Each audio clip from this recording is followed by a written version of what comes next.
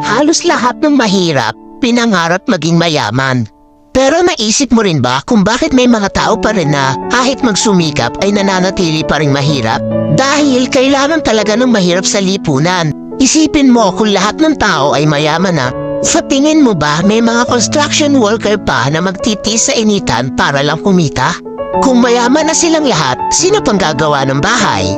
Yung mga magsasaka, kung lahat sila mayaman na, magbibilad pa ba sila sa araw para magsaka at magbungkal ng lupa? Kung hindi na, ano nang kakainin natin? Kung lahat tayo ay mayamang negosyante, sino pang magiging trabahador? Mas marami mang mahirap sa lipunan, pero sa totoo lang, sila ang higit na kapakipakinabang.